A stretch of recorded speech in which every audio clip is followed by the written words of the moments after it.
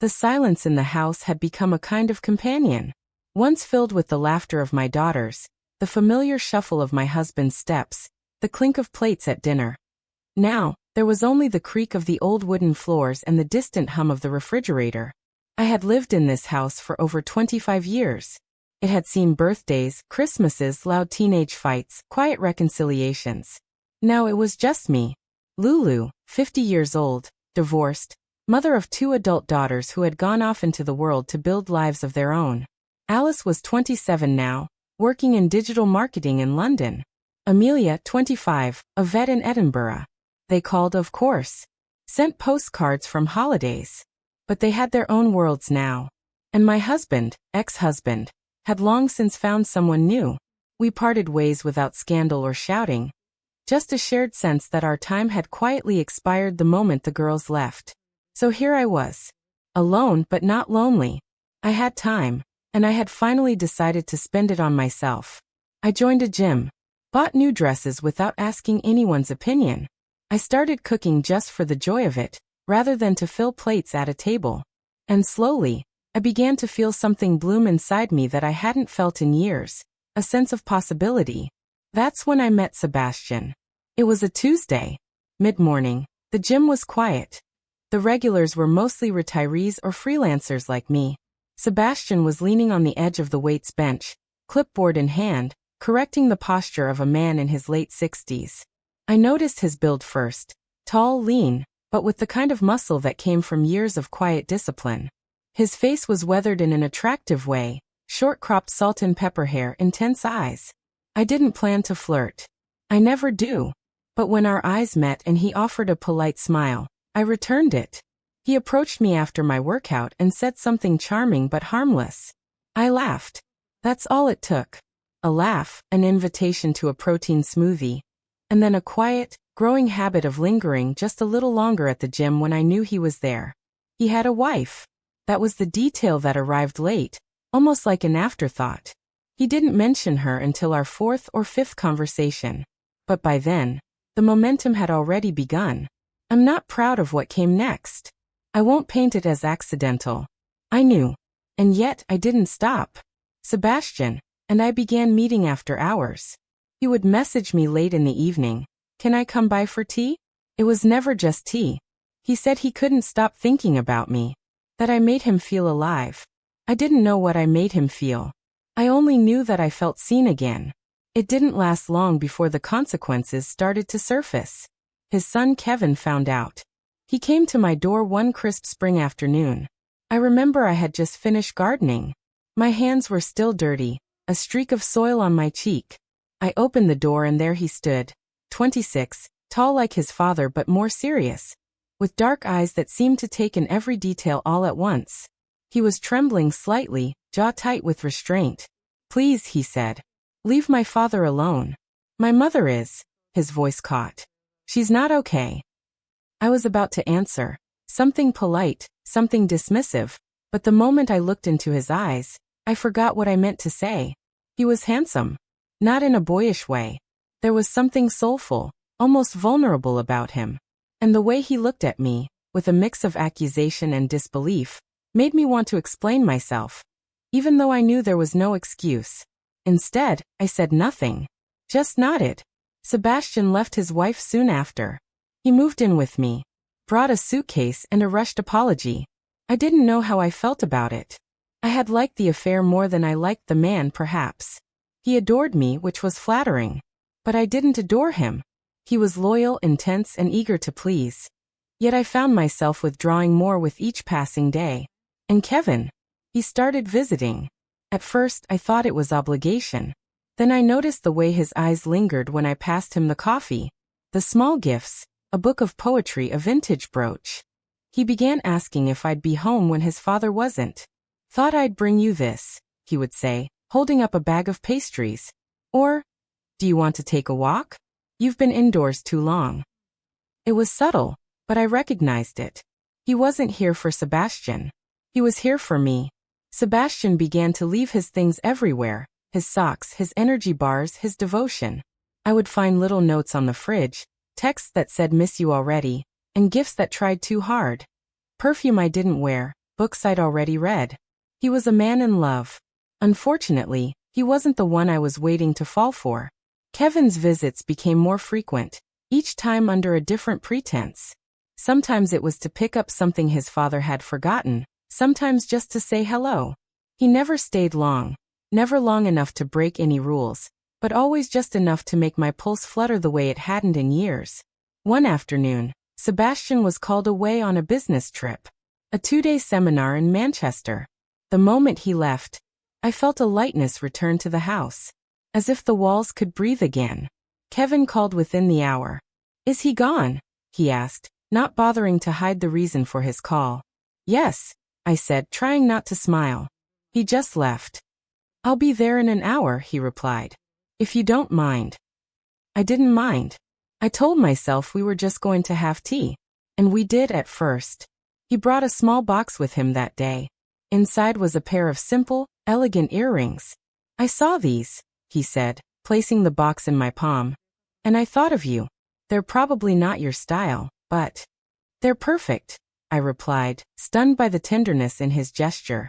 We sat outside in the garden, drinking from mismatched mugs. Kevin spoke about philosophy, about books that had changed his way of thinking, about how people rarely say what they mean. He was nothing like his father. Where Sebastian was loud and proud, Kevin was quiet and discerning, thoughtful, a storm wrapped in silence. I found myself leaning closer to him, not physically at first but mentally, emotionally. My laughter came more easily. I told him things I hadn't told anyone, about the loneliness after the divorce, about how strange it was to be admired but not truly seen. And he listened, not like someone who was waiting to speak, but like someone who truly heard. The next time he came, he brought music. He played an old soul record on his phone as we sipped wine on the back porch. "Let's go for a drive," he said, his voice low, inviting. We drove along the embankment, the city slowly dissolving into the soft countryside. Sunset spilled across the sky in shades of molten gold and violet. The music washed over us, dreamy, slow, full of yearning. "Stop the car," I whispered as we passed a quiet overlook. He did. We stepped out, the wind teasing my hair, and stood side by side, watching the sun sink into the hills. The silence between us wasn't empty. It pulsed with everything unsaid. "I like you too, Kevin," I finally said, my voice barely audible over the breeze. "But not everything is so easy. Not everything can change so quickly." He didn't respond right away. Just nodded, eyes fixed on the horizon. Then he turned to me. "I know," he said. "But some things are worth the mess." He began to visit more often after that. Little moments, a touch on my arm, a glance that lingered, a gift left on my pillow when no one was looking. He knew how to make it seem like nothing was happening, but between us, everything was. One afternoon he waited until Sebastian was well out the door before knocking. He brought a small bouquet, wildflowers, soft purple and yellow, wrapped in brown paper. "For no reason," he said, shrugging. I let him in. We didn't speak much that day. We didn't have to. The space between us was already filled.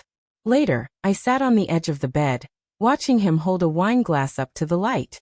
The way the sun filtered through the liquid and kissed his skin made something in me unravel. "I think I'm falling," he said quietly. "I think I already have," I whispered. We didn't touch. Not yet. But that night, I knew the line had already been crossed, not in action but in intention. The next time we met, it wasn't at the house. He texted me an address, a hotel room on the edge of town. "Just for the afternoon," he said. "No pressure." I hesitated. I stared at the message for hours. But when I arrived, he was already waiting. The room was softly lit, wine glasses on the table, a quiet song playing from his phone. We didn't speak at first. We didn't need to. He poured the wine, handed me a glass, and sat beside me.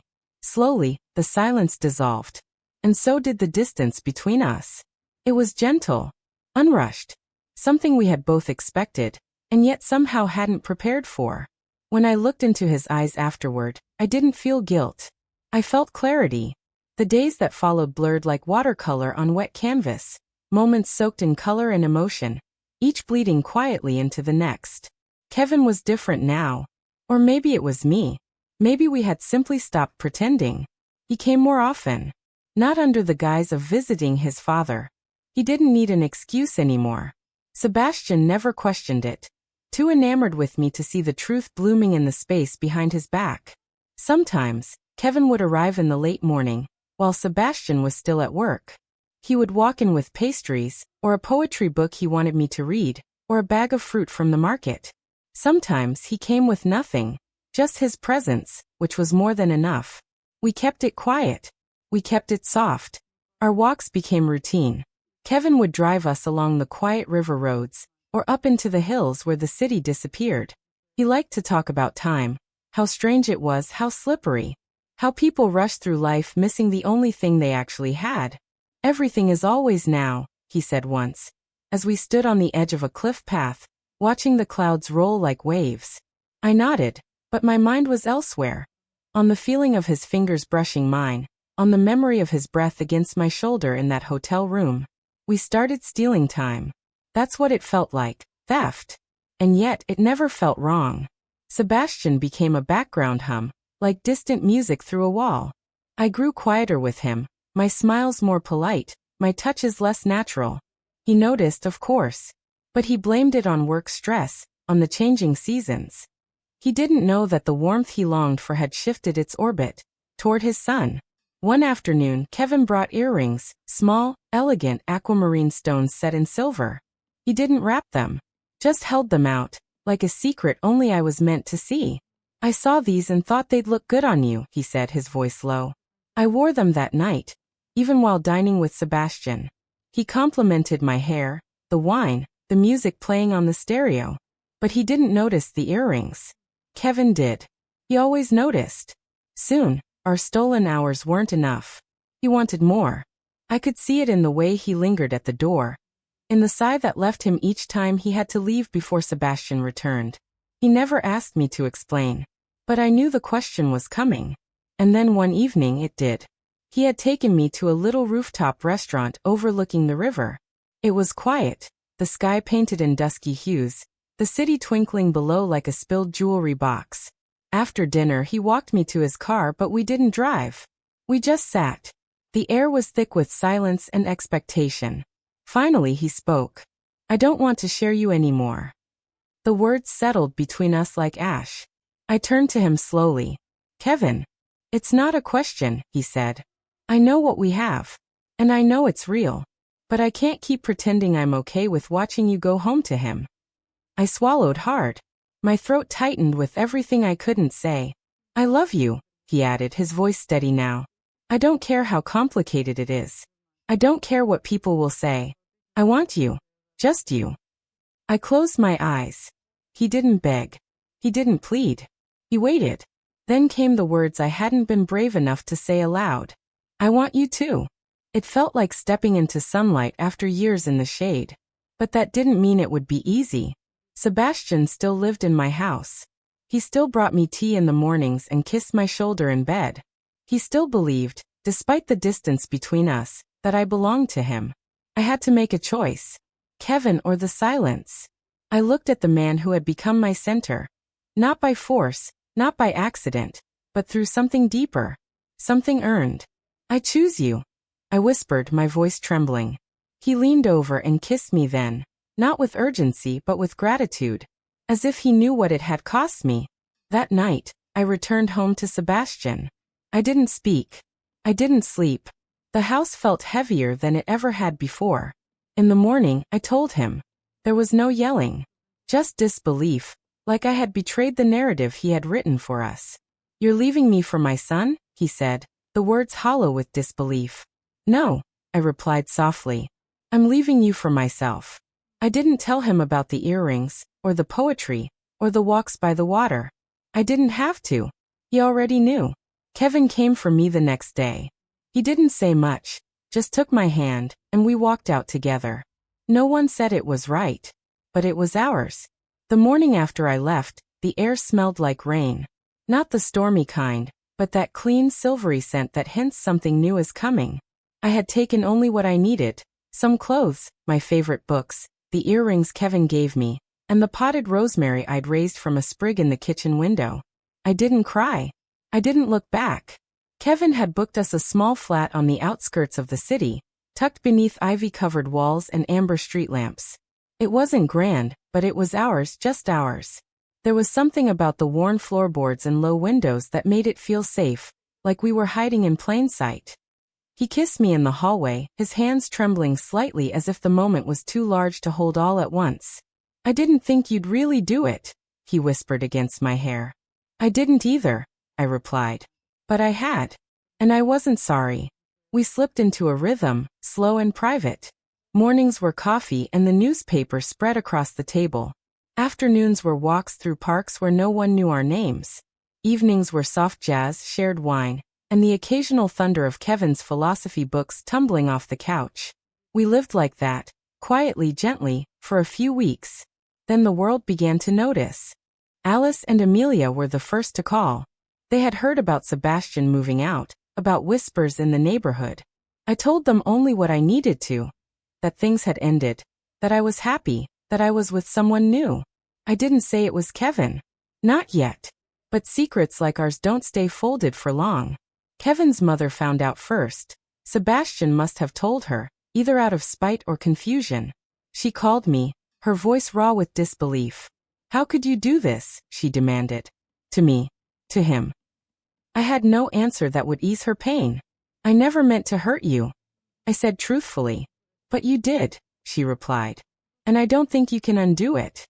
After that, the world outside our apartment felt colder. Strangers didn't smile the same way. Friends from the gym stopped replying to messages. Invitations dried up like rain in August. Kevin held firm. "They don't know us," he said. "They only know what they think they see." He kissed my forehead as if sealing the promise that we would survive this, even if the world didn't approve. But it wasn't all shadows. There were moments that sparkled through the tension. Like when Kevin surprised me with a picnic on the living room floor, because I missed the garden. Or when I found the note he left in my coat pocket that read, "In another life, I'd find you sooner. In this one, I'm just glad I found you at all." One night, as we lay tangled in each other, Kevin whispered, "Do you think this was fate? Or just chaos we decided to give meaning to?" I turned to face him, brushing his hair from his eyes. "Maybe both," I answered. "Maybe fate is just chaos that chose love." The months passed. My daughters eventually asked for the truth, and I gave it. There were tears, silence, then slow acceptance. Love doesn't ask for permission. It only asks for truth. Sebastian never spoke to me again. I think he understood, in his own way, that what Kevin and I had was not born of spite or betrayal, but of longing and connection. Two people finding each other across impossible lines. Kevin's career took him to lectures and conferences, but he always came home. And I found myself again in the quiet joy of our mornings. The spark in his eyes when we debated over dinner. The way he held my hand in the street like the world didn't get a say. Sometimes, we still walk along that same embankment where I first told him it wouldn't be easy. Only now, when the sun melts into the river and the sky turns to flame, we don't stop and wait. We keep walking. Together.